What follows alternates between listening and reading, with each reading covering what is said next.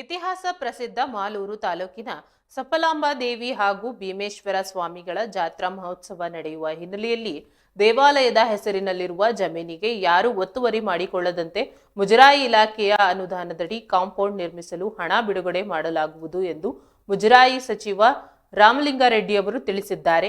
ಸಚಿವ ರಾಮಲಿಂಗಾರೆಡ್ಡಿಯವರು ತಾಲೂಕಿನ ಸಫಲಾಂಬಾ ದೇವಸ್ಥಾನಕ್ಕೆ ಭೇಟಿ ನೀಡಿ ದೇವಿಗೆ ವಿಶೇಷ ಪೂಜೆ ಸಲ್ಲಿಸಿ ಬಳಿಕ ದೇವಾಲಯದ ಆವರಣದಲ್ಲಿ ನೂತನವಾಗಿ ನಿರ್ಮಿಸಲಾದ ಕಾರ್ಯನಿರ್ವಾಹಕ ಅಧಿಕಾರಿಗಳ ಕಾರ್ಯಾಲಯವನ್ನ ಉದ್ಘಾಟಿಸಿದ್ದಾರೆ.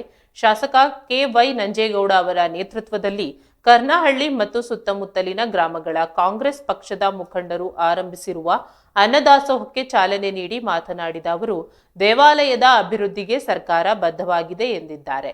ದೇವಾಲಯದ ಆವರಣದಲ್ಲಿರುವ 5.30 ಎಕರೆ ಜಮೀನು ದೇವಾಲಯದ ಹೆಸರಿನಲ್ಲಿದ್ದು, ಜಮೀನಿಗೆ ಶಾಸಕ ಕೆ.ವೈ. ನಂಜೇಗೌಡ ಮಾತನಾಡಿ, ತಾಲೂಕಿನಲ್ಲಿ ಇತಿಹಾಸ ಪ್ರಸಿದ್ಧ ಜಾತ್ರಾ ಮಹೋತ್ಸವವನ್ನ ಪ್ರತಿ ವರ್ಷವೂ ಸಡಗರ ಸಂಭ್ರಮದಿಂದ ಆಚರಿಸಲಾಗುತ್ತದೆ. ಚಿಕ್ಕ ತಿರುಪತಿಯ ಪ್ರಸನ್ನ ವೆಂಕಟೇಶ್ವರ ಸ್ವಾಮಿ ದೇವಾಲಯವು ಎ ಗ್ರೇಡ್ನಲ್ಲಿದ್ದು, ಇಲ್ಲಿನ ಸಫಲಾಂಬಾ ದೇವಾಲಯವನ್ನ ದಾನಿಗಳು ಮತ್ತು ಭಕ್ತರ ಸಹಕಾರದೊಂದಿಗೆ ಅಭಿವೃದ್ಧಿಪಡಿಸಲಾಗಿದೆ. ಮುಜರಾಯಿ ಇಲಾಖೆಯು ದೇವಾಲಯದ ಅಭಿವೃದ್ಧಿಗೆ ಹೆಚ್ಚಿನ ಸಹಕಾರ ನೀಡುವಂತೆ ಸಚಿವರಿಗೆ ಮನವಿ ಮಾಡಿದ್ದಾರೆ.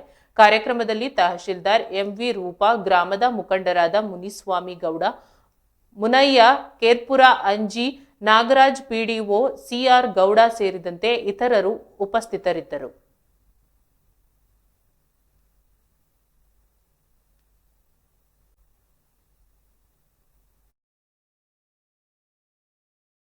ಆದಾಯ ಇರ್ತಕ್ಕಂಥದ್ದು ಮತ್ತು ಈಗ ದೇವಸ್ಥಾನ ಎಲ್ಲ ರಿನಿವೇಷನ್ ನಮ್ಮ ಶಾಸಕರ ನೇತೃತ್ವದಲ್ಲಿ ತಹಸೀಲ್ದಾರ್ ಅವರು ಮತ್ತು ಎಲ್ಲ ಸುತ್ತಮುತ್ತಿರ್ತಕ್ಕಂಥ ಗ್ರಾಮ ಪಂಚಾಯಿತಿ ಅಧ್ಯಕ್ಷರು ಮತ್ತು ನಮ್ಮ ಎಲ್ಲ ಮುಖಂಡರು ಸಹಕಾರದಿಂದ ದೇವಸ್ಥಾನ ಚೆನ್ನಾಗಿ ಮಾಡಿದ್ದಾರೆ. ಒಂದು ಇ.ಒ. ಆಫೀಸ್ ಕೂಡ ಉದ್ಘಾಟನೆ ಆಗಿದೆ. ಆದಾಯ ಚೆನ್ನಾಗಿದೆ, ಎ ಗ್ರೇಡ್ ಆಗುತ್ತೆ ಅಂತ ತಹಸೀಲ್ದಾರ್ ಅವರು ಹೇಳಿದರು.